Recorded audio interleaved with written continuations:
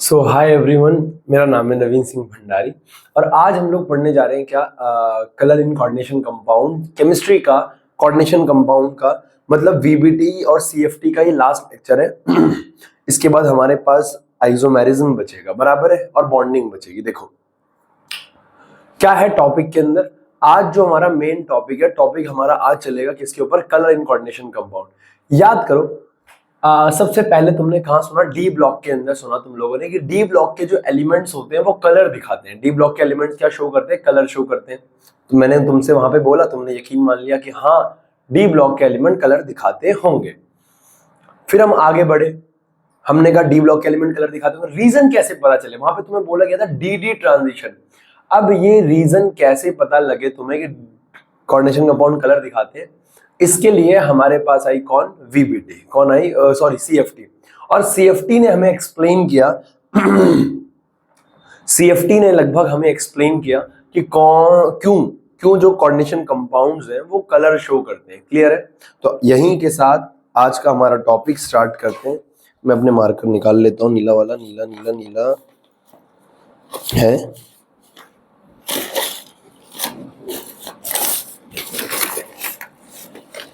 Guys, yes guys, relax guys, relax. Yes, मिल गया, काफी ढूंढा मैंने। ठीक, तो आज का जो हमारा मेन टॉपिक है वो है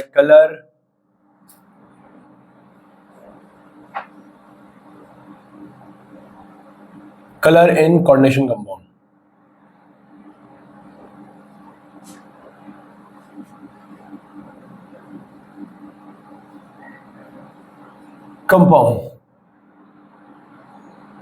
तो भैया कलर क्यों दिखाते कोऑर्डिनेशन कंपाउंड? इसके पीछे भी एक राज की कहानी है। अब मेरी बात को बहुत ध्यान सुनना। पहले मैं समझा रहा हूं और तुम्हें पता है वो फालतू की अंग्रेजी होती है, वो मैं तुम्हें बोल दूं और तुम लिख लेना, बराबर है? बहुत ध्यान से। तो क्यों डी ब्लॉक के एलिमेंट कलर दिखाते क्यों डी ब्लॉक के एलिमेंट कलर दिखाते हैं? आओ बात करते हैं डी ब्लॉक के एलिमेंट, एग्जाम्पल के साथ बात करते हैं। अभी नोट नहीं करना है ना, क्योंकि अंग्रेजी लिखवाऊंगा पहले में, तो वो नोट करना, उसके बाद करना। एग्जाम्पल, हमारी एनसीईआरटी एक बहुत प्यारे एग्जाम्पल के साथ उनको समझाती है। वो कहते हैं तुम्हारे पास ना hexa aqua titanium hexa aqua 6H2O, ये है तुम्हारे पास Cl3। मान लो तुम्हारे पास ये है, बराबर है। अब इसके थ्रू हमें समझा रही है कि कोई डी ब्लॉक का एलिमेंट जो है वो कलर क्यों दिखाता है। ठीक है ना? देखो, अब अगर मैं यहां से इसको नीचे उतारूं तो ये यहां से क्या आ जाएगा? ये Ti H2O 6 और ये आ जाएगा Cl3। अगर मैं टाइटेनियम का ऑक्सीडेशन स्टेट निकालूं यहां पे, तो यहां पे हो जाएगा X और +0 -3 = 0। X कितना आ गया? +3। तो टाइटेनियम का क्या हो गया? +3। हमें पता है टाइटेनियम का एटॉमिक नंबर होता है 22। इस इलेक्ट्रॉनिक कन्फिगरेशन होगी आर्गन 4s2 3d2। 3d2 22, 18 19 20 21 22, यही होगा। यस। अब हमारे पास लेकिन टाइटेनियम का जो ऑक्सीडेशन स्टेट है दैट इज +3। वीडियो चल रहा है बेटा, वीडियो चल रहा है, वीडियो चल रहा है, वीडियो चल रहा है। यस, ठीक है ना? ओके, समय हो रहा है 10:15 और 11 बजे से मेरी क्लास है ऑफलाइन की, तो करीबन हमें 45 मिनट, आधे 1 घंटे में इसे खींचना है। देखो टाइटेनियम आर्गन, मैं उम्मीद कर रहा हूँ आप लोगों की दिवाली बहुत अच्छी रही होगी, है ना? बहुत हर्षोल्लास से आपने दिवाली मनाई होगी और सेम टू तो आपने सबको बोल ही दिया होगा, मैंने भी आप लोगों को बोल दिया था, है ना? देखो बड़ा कठिन काम होता है ना यार, सेम टू यू। मैं तो बता दूं एक सिंपल तरीका है भैया, कॉपी कर दो सेम टू यू। मतलब सेम टू यू, मैंने एक नमस्ते, अब ऐसे मत करना, अपनी मम्मी का मैसेज मत देखना, तुम्हारी माता जी को भी मैंने ऐसे ही कहा। सेम टू यू, 2 स्माइल, एक हाथ जोड़ दो, कॉपी कर दो और उसको भेज दो कॉपी करके। देखो अब उसमें क्या चेंज करना है? मैम, सर, भाई, बहन, बस इतना चेंज करना है। देखो तो टाइटेनियम आर्गन ये हो गया, ठीक है ना? ओके, तो मैं ये कहना चाह रहा हूं, तो टाइटेनियम का क्या है? +3। तो टाइटेनियम क्या है? +3, 3+, ये हो जाएगा आर्गन अब 2 यहां से जाएंगे इलेक्ट्रॉन, 1 यहां से जाएगा, तो डी में कितने बचेंगे? 1। तो 3d 1 हो गया। 3d क्या हो गया? 1। डी में भाई साहब 1 इलेक्ट्रॉन है। डी में कितने इलेक्ट्रॉन है? 1। ठीक है, डी में 1 इलेक्ट्रॉन है। आगे बात करते हैं इसमें। आओ देखो ध्यान से, अगर डी में 1 इलेक्ट्रॉन है तो भैया ऐसा होगा, डी में 1 इलेक्ट्रॉन है, डी में 1 इलेक्ट्रॉन, और अकॉर्डिंग टू CFT, यार ये सब मैं यहां कर दूं ताकि मुझे ज्यादा जगह मिले मेरे पास। तो हो जाएगा टाइटेनियम का आर्गन 4s2 3d2, और यहां पे हो जाएगा क्या? टाइटेनियम 3+ का आर्गन 3d1, ये हो जाएगा। यस, अकॉर्डिंग टू CFT, ये जो H2O है, H2O एक वीक फील्ड लिगेंड है। H2O क्या है? Weak field ligand. H2O is a weak field ligand, एक वीक फील्ड लिगेंड है ये। ठीक है, तो अगर हमारे पास डी ऑर्बिटल में इलेक्ट्रॉन है, अगर डी में 5 डब्बे हैं, अगर डी में 5 डब्बे हैं, अब ये 5 की क्या होगी? स्प्लिटिंग। अब ये 6 बेटा, यहाँ पे 6 यानी ऑक्टाहेड्रल है। ऑक्टाहेड्रल कहां से आते हैं? वो आते हैं एक्सिस से। एक्सिस पे कौन होता है? ईजी यानी 2 डब्बे कहां जाएंगे? ऊपर। याद है? यस।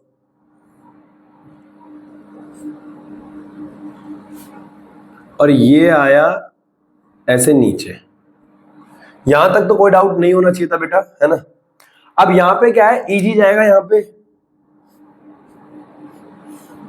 और यहां पे क्या रहेगा? T2G।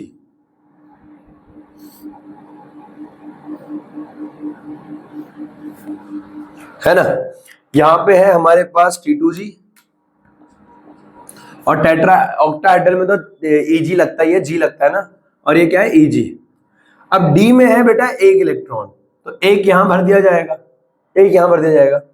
अब ये 1 इलेक्ट्रॉन क्या करता है? ये 1 इलेक्ट्रॉन क्या करता है? इस 1 इलेक्ट्रॉन को समझाने के लिए मैं आपको समझाता हूं। ये एक रेडिएशन, किसी भी रेडिएशन को, किसी भी एनर्जी की लाइट को, रेडिएशन को एब्जॉर्ब करेगा। क्या करेगा? एब्जॉर्ब करेगा। अब इसने मान लो क्या किया, ये रेडिएशन आई एक,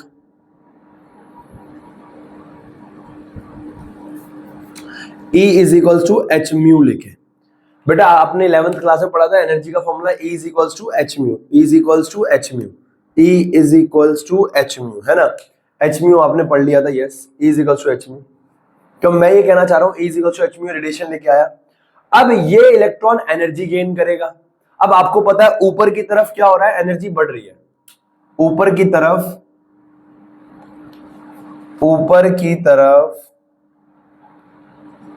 एनर्जी बढ़ रही है।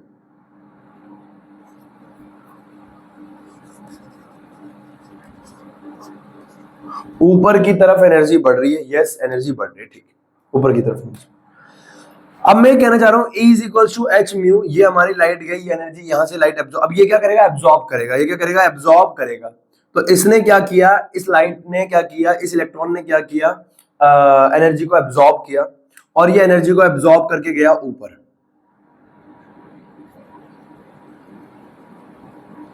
मेरी बात समझ में आ रही है? अगर आपको पता है लोअर ऑर्बिटल का इलेक्ट्रॉन एनर्जी गेन करेगा तो वो हायर ऑर्बिटल में जाएगा, क्योंकि ऊपर की तरफ एनर्जी बढ़े ना। एक रेडिएशन को उसने एब्जॉर्ब किया, एक रेडिएशन को उसने क्या किया? एब्जॉर्ब किया। एक रेडिएशन को उसने एब्जॉर्ब किया, और लोअर से वो कहां चला गया? हायर में। तो कुछ देर के बाद ये डायग्राम ऐसा बनेगा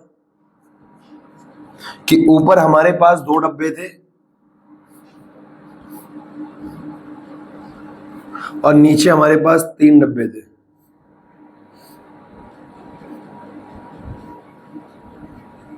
बराबर है? अब ये T2G है, ये Eg है।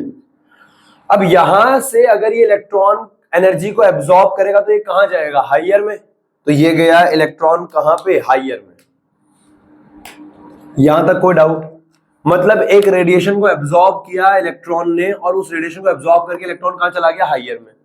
अब लोअर ऑर्बिटल में अगर इलेक्ट्रॉन मौजूद है, अगर इलेक्ट्रॉन लोअर ऑर्बिटल में मौजूद है तो उसके पास एनर्जी क्या रहेगी, कम। उसके पास एनर्जी क्या रहेगी, कम। लेकिन अगर इलेक्ट्रॉन हायर ऑर्बिटल में जा रहा है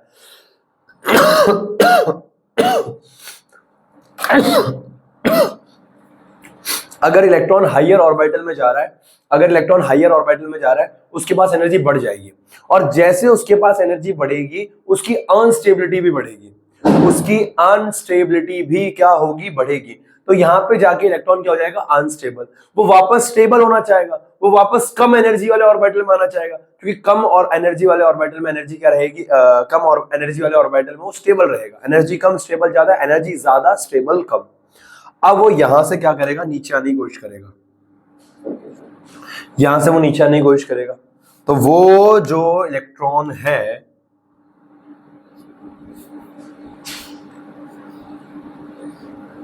वो जो ना आने वाला था ना, उससे हमको मतलब था। आने वालों से क्या मतलब, आते हैं आते होंगे। देखो अब ये इलेक्ट्रॉन क्या है, ये रहा Eg, ये रहा Eg, और ये क्या है T2G। अब ये इलेक्ट्रॉन क्या है, ये नीचे आता है, और ये नीचे आता है, तो ये इलेक्ट्रॉन नीचे आएगा। नीचे जैसे मर्जी बना लो, ऊपर को एरो करके बना लो, नीचे को एरो करके बना लो, कोई दिक्कत नहीं है। अब ये इलेक्ट्रॉन यहां से नीचे आएगा, और जब देखो अगर ये लोअर से हायर में गया था, इसने एक रेडिएशन एब्जॉर्ब करी थी। अगर ये हायर से लोअर में आएगा तब भी ये एक रेडिएशन रिलीज करेगा, तब भी ये क्या करेगा, रेडिएशन रिलीज करेगा, एक एनर्जी एमिट करेगा, E = h-μ। और यही रिस्पॉन्सिबल है फॉर कलर। भाई वीडियो चल रही है? यस, यही रिस्पॉन्सिबल है एनर्जी किसके लिए, कलर के लिए। तो पता है डी ब्लॉक के एलिमेंट कलर कैसे दिखा रहे हैं? डी ब्लॉक के एलिमेंट कलर इस वजह से हमें दिखा पा रहे हैं, इस वजह से हमें कलर दिखा पा रहे हैं, क्योंकि ये हमारे पास ऊपर की तरफ एनर्जी बढ़ रही, सबको पता है। इसके डी में एक इलेक्ट्रॉन था, डी में अगर मान लो ये डी की स्प्लिटिंग हो गई है, अब लोअर ऑर्बिटल से हायर ऑर्बिटल में इलेक्ट्रॉन जा रहा है, लोअर से हायर में इलेक्ट्रॉन जा रहा है, तो इलेक्ट्रॉन पहुंच गया ऊपर। अगर इलेक्ट्रॉन ऊपर पहुंच गया, अगर इलेक्ट्रॉन ऊपर पहुंच गया, अब वो अनस्टेबल हो गया, और अगर वो अनस्टेबल हो गया तो वो स्टेबल होने के लिए क्या करना चाहेगा, वापस अपनी नीचे वाली स्टेट में आना चाहेगा। अरे हाँ या ना? तो मैं ये कहना चाह रहा हूँ, इलेक्ट्रॉन नीचे आएगा तो वो एक एनर्जी रेडिएट करेगा, एक एनर्जी एमिट करेगा, एक एनर्जी क्या करेगा, एमिट करेगा।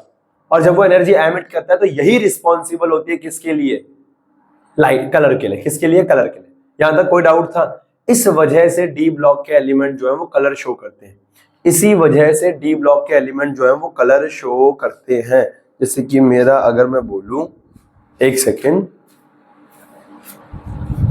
आप लोग अपनी अपनी एनसीईआरटी निकाल लीजिए एक बार, आप लोग अपनी अपनी एनसीईआरटी एक बार निकाल लीजिए, अपनी अपनी एनसीईआरटी एक बार निकाल लीजिए। और कलर इन कोऑर्डिनेशन कंपाउंड में, कलर इन कोऑर्डिनेशन कंपाउंड में, कलर इन कोऑर्डिनेशन कंपाउंड में आप लोग एक बार पढ़ना स्टार्ट करिए, और फिर अभी नोट नहीं करना ये सब, हाँ अभी नोट नहीं करना, इसका स्क्रीनशॉट ले लेना, बराबर है। नोट पहले अंग्रेजी करनी है, देख लो इसको। तो बेटा यहाँ पे मैंने आपको रीजन लिख दिया है, D block element show colour because of, shows colour because of D D transition. D D transition की वजह से डी ब्लॉक एलिमेंट क्या दिखा रहे हैं, कलर। अब सोच के देखो, क्या ये वीबीटी बता सकता था? नहीं बता सकता था। वीबीटी नहीं बता सकता था। क्यों नहीं बता सकता था? क्योंकि डी ट्रांजिशन कराने के लिए, डी के अंदर ही पहुंचाने के लिए उसकी स्प्लिटिंग जरूरी थी, और वीबीटी स्प्लिटिंग के ऊपर कोई बात नहीं करता। ये बहुत बड़ी उपलब्धि थी सीएफटी की कि उसने हमें कलर के बारे में बता पाया। यस, डी ट्रांजिशन अब समझ में आ गया। डी ट्रांजिशन क्या होता है? डी से डी का ट्रांजिशन, डी से डी का ट्रांजिशन, इलेक्ट्रॉन का डी में से डी में जाना। The color of the complex is complementary to that which light is absorbed. अब देखो मेरी बात को ध्यान सुनना, अगर कोई लाइट उसने एब्जॉर्ब करी है तो जो कलर होगा ना वो अपना कॉम्प्लीमेंट्री कलर शो करेगा। क्या शो करेगा? Complementary colour. इसकी मैं तुम्हें एक ट्रिक बता दूंगा, अभी बता रहा हूं just. If green colour light is absorbed, it the complex appears red. अगर ग्रीन कलर की लाइट वो एब्जॉर्ब कर रहा है तो वो कैसा दिखेगा? रेड कलर का। तो पहले आप लोग ये कर लिखिए heading, colour in coordination compound, ये लिखिए।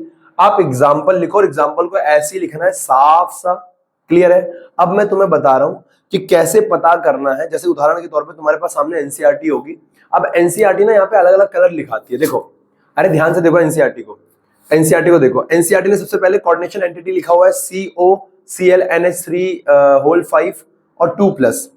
ये कौन सी light, colour of light absorb कर रहा है येलो, एब्जॉर्ब कर रहा है येलो।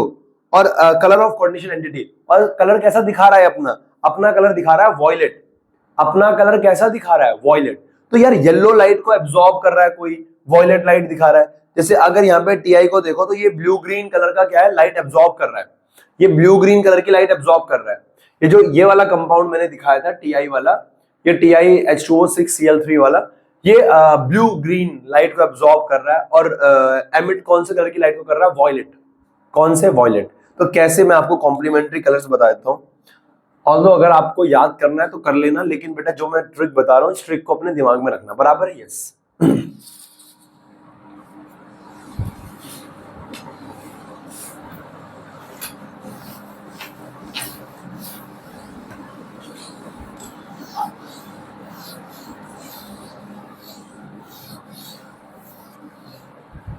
देखो मैं ये कहना चाह रहा हूं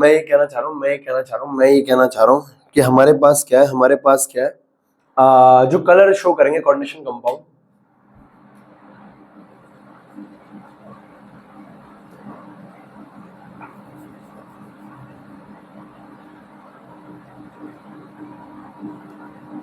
बाय कोऑर्डिनेशन कंपाउंड।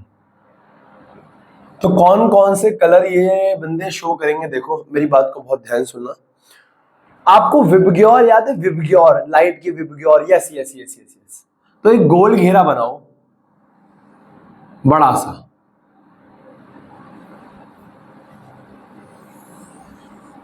ऐसे। अब विबग्योर के अंदर violet, indigo, blue, green, yellow, orange, red, violet, indigo, blue, green, yellow, orange, red, 6 खाने को 7 कलर हैं, 1 2 3 4 5 6 7। वीडियो ऑन है? यस, 7 कलर है, 7 नहीं, तो मैं 6 का काम है, 6 का। इसके अंदर 6 घेरे बनाओ, 1 2 हो गए 6। यस, लिखना स्टार्ट करो वॉयलेट से। कहां से? वॉयलेट से।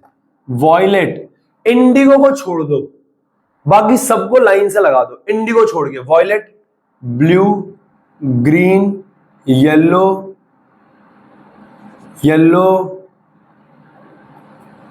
Yellow, orange, red, yellow, orange, red. आपने क्या किया, आपने इन रंगों को 6 रंगों को, इंडिगो को हटाकर आपने सबको लाइन से लगा दिया। अब ध्यान से, अब कॉम्प्लीमेंट्री कलर कैसे आपको याद करना है इनका, ऐसे। अगर कोई वॉयलेट लाइट को एब्जॉर्ब कर रहा है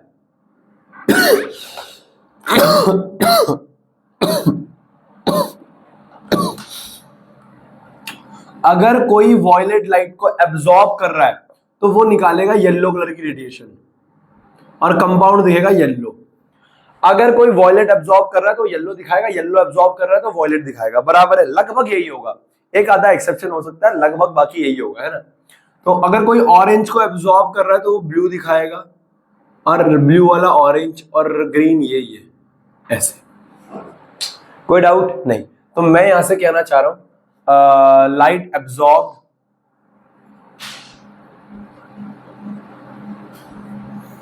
और light colour of coordination compound.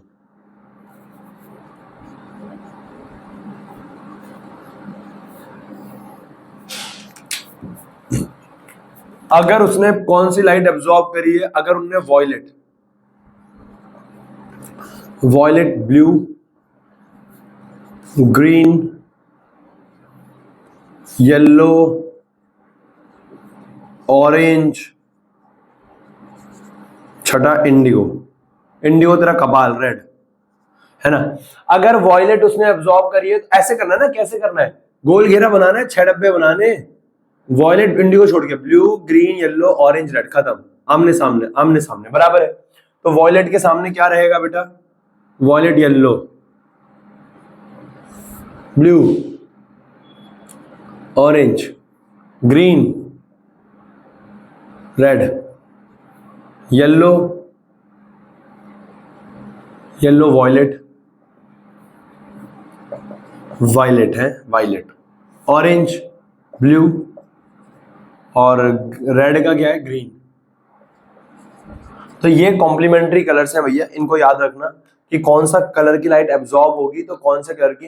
अब आप लगभग लगभग अपनी एनसीईआरटी में देखोगे तो पहला कंपाउंड है वो येलो कलर की लाइट एब्जॉर्ब कर रहा है। देखो एक बार, येलो कलर की लाइट एब्जॉर्ब कर रहा है और उसका कलर कैसा है, वॉयलेट। येलो एब्जॉर्ब कर रहा है, येलो एब्जॉर्ब कर रहा है तो वॉयलेट, ब्लू ग्रीन। अब तुम कहोगे भैया ब्लू ग्रीन आ गया, अबे तो ग्रीन पकड़ना है यार, ग्रीन, ग्रीन एब्जॉर्ब कर रहा है तो रेड दिखा रहा है, बराबर है ना। लगभग लगभग वही है सेम, एक आधे में थोड़ा एक्सेप्शन है, एक अल्ट्रा वायलेट आ जाएगा वहां पे, है ना। ये देख लेना थोड़ा सा, मतलब याद नहीं करना, याद नहीं करना आपको ये सब, अगर गलती से पूछ ले।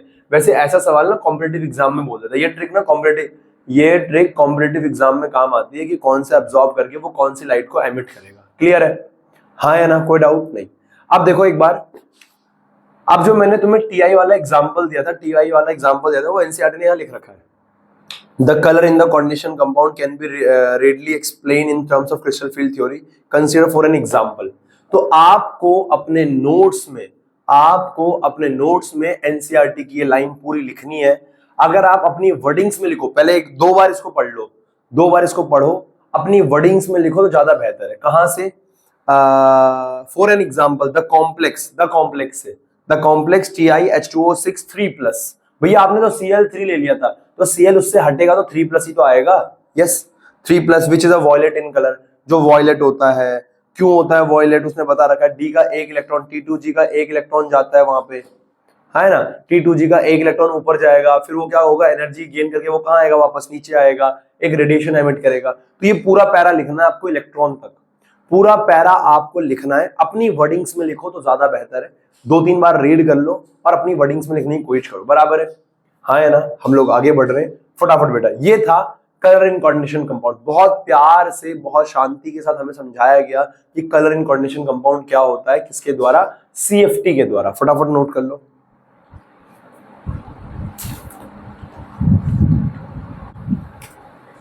अब क्या है बेटा, ये हमारी एनसीईआरटी ने एक बॉक्स बना के कुछ एक्स्ट्रा में लिख रखा है। क्या है वो, ये कहना चाह रही है कि आपको पता लग गया कोऑर्डिनेशन कंपाउंड कलर दिखाते हैं, डी ब्लॉक के एलिमेंट कलर दिखाते हैं, तो ना कुछ स्टोन्स होते हैं, कुछ क्या होते हैं कुछ जेम स्टोन्स होते हैं। जैसे आपने वो देखा है, वो देखिए थॉर देखिए, थॉर कह रहा हूँ सॉरी, अरे एवेंजर्स देखिए, है ना, एवेंजर्स में वो उसके हाथ में होता है, अरे किसके हाथ में, अरे उसके हाथ में ना यार, अरे यार उसके हाथ में, नाम याद नहीं आ रहा यार,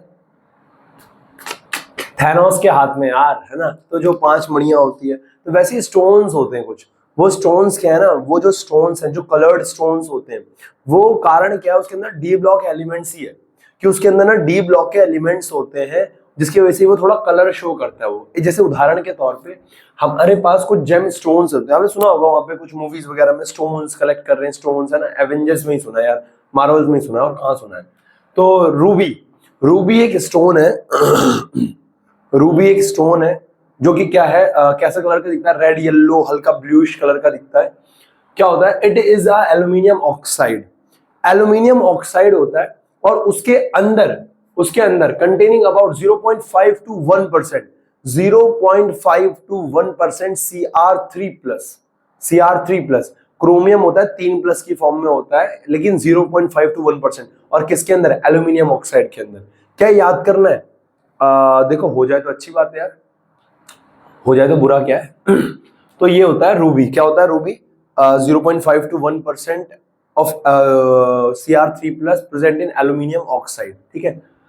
These Cr3+ ions are randomly distributed in the position normally occupied by Al3+। जो Al हमारा 3+ होता है, जो एल्यूमिनियम ऑक्साइड के अंदर है, एल्यूमिनियम ऑक्साइड मान लो, सो कोई दिक्कत नहीं है। एल्यूमिनियम ऑक्साइड के अंदर वो Cr3+ जो है वो एम्बेडेड होता है, धसा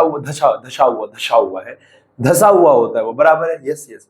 इसका कलर क्या होता है, रेड हो गया, हल्का ब्लू हो गया, हल्का क्या हो गया, रेड हो गया, ब्लू हो गया, बस ऐसा, है ना। येलोइश कलर होता है थोड़ा। एमरल्ड, एक एमरल्ड नाम का भी क्या होता है, मैं अगर सही प्रोनाउंस कर रहा हूं तो पता नहीं, एमरल्ड क्या होता है, ये भी एक तरीके का क्या होता है, स्टोन होता है, जेम स्टोन होता है। Cr3+ ion occupy octahedral site in the mineral. Cr3+ ion occupy ऑक्टाइडल sites in the mineral. ये भैया अब ये क्या करना है, याद करना है, बैरल कहते हैं इसे, बैरल बैरल बैरल बैरल। देखो यार अगर हो जाए तो ठीक है, ना हो तो भी ठीक है, मतलब वैसे याद करने की जरूरत नहीं है। बैरल Be3Al2Si6O18, इसके अंदर भी Cr3+ आयन होता है। इतना अपने दिमाग में रखना कि भैया जो एक क्रिस्टल्स है इसके अंदर Cr3+ है, इतना भी रख लोगे ना तो भी काम हो जाएगा। बराबर है। एमरल्ड, एमरल्ड थोड़ा ग्रीन कलर का होता है। कैसा होता है? ग्रीन कलर का। आप अपनी एनसीईआरटी देखो, उसमें आपको क्रिस्टल्स दिख जाएंगे, जेमस्टोन्स आपको दिख जाएंगे। अब लास्ट में क्या है, ये हमने ना सीएफटी यहाँ पे खत्म हो जाती है हमारी। यहाँ पे भैया ऐसा है कि हमने सीएफटी कर दी है खत्म।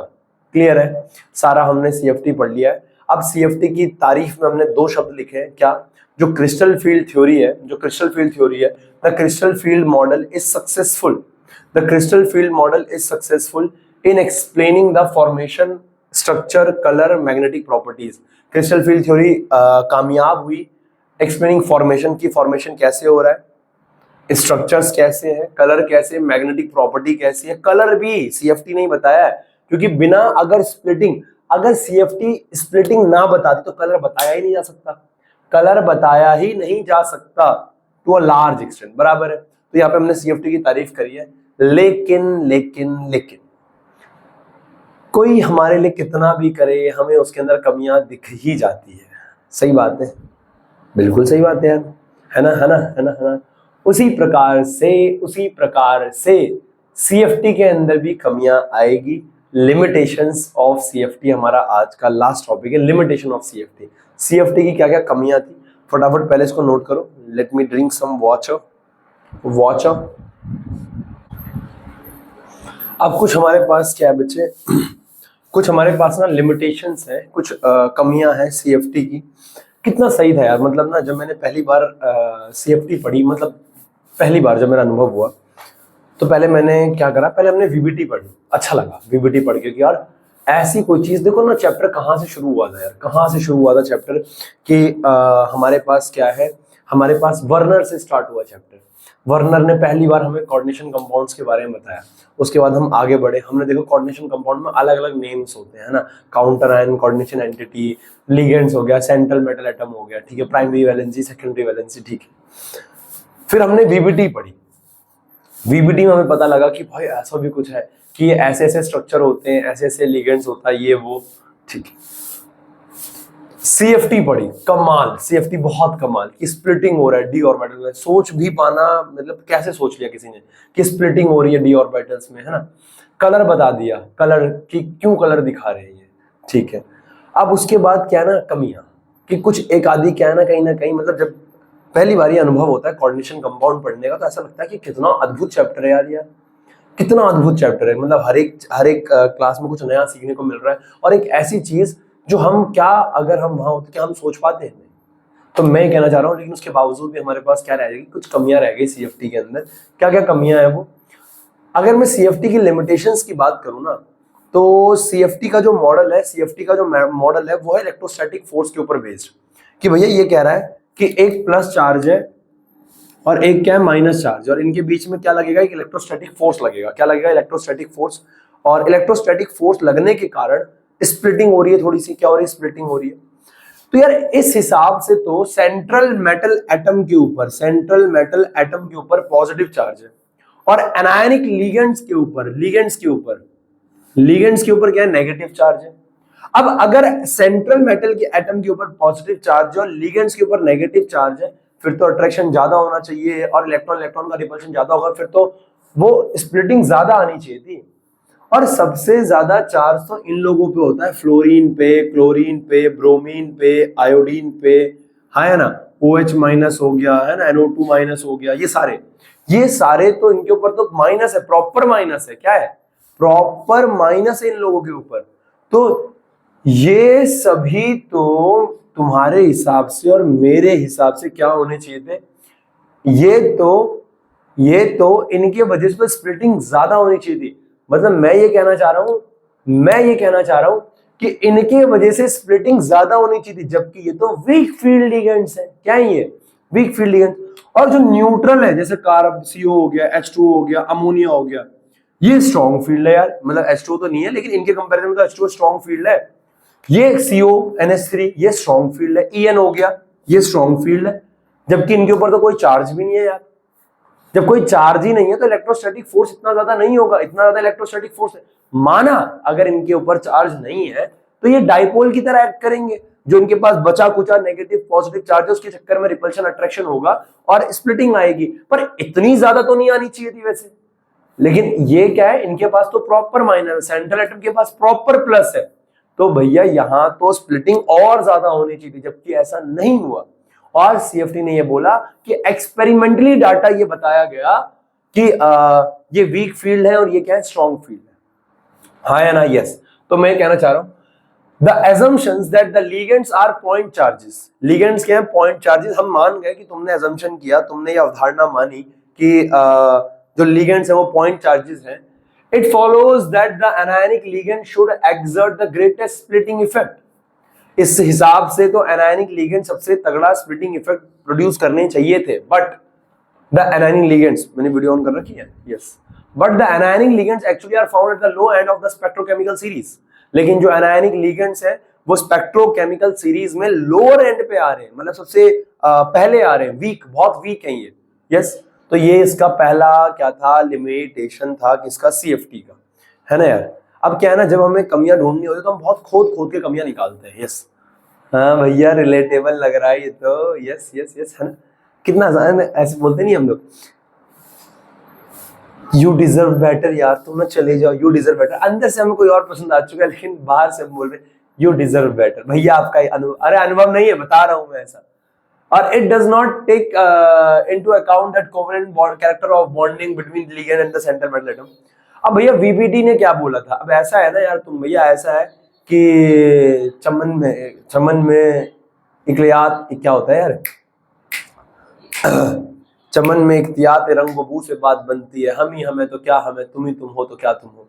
तो मैं ये कहना चाह रहा हूं CFT ने VBT को बिल्कुल ही खारिज कर दिया था कि भैया हम जो कह रहे हैं वही है, हम जो कह रहे हैं वही है। तो मैं ये कहना चाह रहा हूं CFT ने बोला हम ही हम है भैया, तुम्हारी जो तुम बोल रहे हो कि कोऑर्डिनेट बॉन्ड बनता है मेटल एटम और किसके बीच में, मेटल एटम और किसके बीच में, लिगेंड्स के बीच में, ऐसा इन अचॉल्वे, ये नहीं है, ऐसा कुछ नहीं है। तो भैया बिल्कुल ही खारिज कर दिया। तो ये भी, लेकिन जबकि डायग्राम्स वगैरह तो हम VBT के मुताबिक बना रहे हैं, जो VBT ने बताया था ऑक्टाहेड्रल टेट्राहेड्रल, जब जिसमें भी हमने बोला था ना डायग्राम्स वगैरह, तो तुम बिल्कुल ही खारिज नहीं कर सकते कि तुम कह रहे हो कोई कोऑर्डिनेट बॉन्ड है ही नहीं साला, बराबर है। और इन फर्दर कमियों को बाद में हमारे पास LFT आई, लिगेंड फील्ड थ्योरी, उसने दूर किया, पर LFT हमारे दूर दूर तक सिलेबस में नहीं है, 11वीं 12वीं में नहीं है ना। आगे आप पढ़ोगे फिजिकल इनऑर्गेनिक के अंदर। और MOT ने क्लियर किया, बराबर है।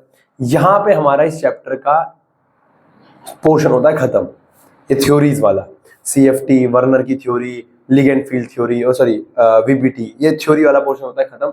अब स्टार्ट होता है आइसोमेरिज्म। अगली क्लास से हमारा आइसोमेरिज्म होएगा।